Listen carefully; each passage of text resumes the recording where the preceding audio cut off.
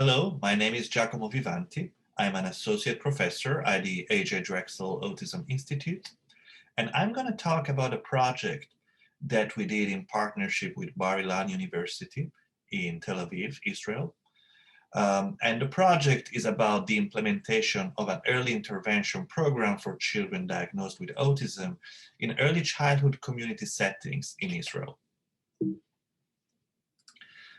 In 2016, which was my first year at Drexel University, we published, together with my colleagues, a manual that describes an early intervention program that we designed to address the needs of young children with autism. Autism is a condition characterized by impairments in social communication and behavioral flexibility. And this treatment approach that we created was based on the idea that children might learn skills that they have difficulties with, including social play, social communication, adaptive behavior, and so on, in the context of play activities that are based on their own preferences and choices. The idea is to follow the child's lead and create learning opportunities during which adults will target skills in the areas of socialization, communication, play, cognitive, and adaptive functioning.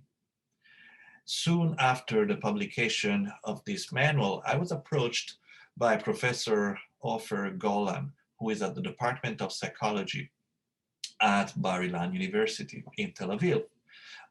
He approached me during a conference and asked me if I was interested in training staff involved in early childhood education settings in Tel Aviv.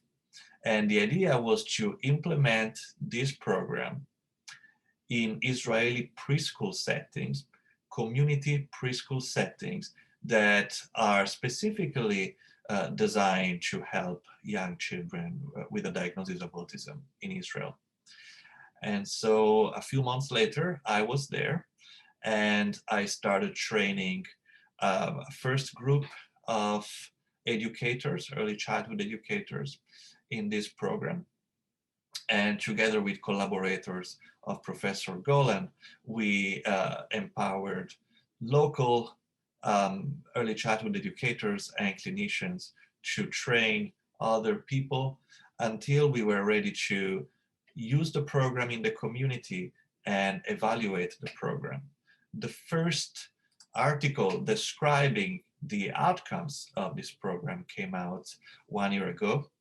And what we were able to document in this article is the results of a first clinical trial, although I'm saying clinical trial, but really the intervention was implemented by early childhood education professionals in community preschool settings. What we did is to compare the outcomes of 26 children who received this intervention compared to 25 children, these are preschool age children, compared to 25 children who received the intervention that will normally be available in standard early childhood education settings for children diagnosed with autism in the same area. The groups were matched across all relevant demographics and clinical features, such as the severity of autism symptoms, the presence of comorbid condition, and the socioeconomic status for their families.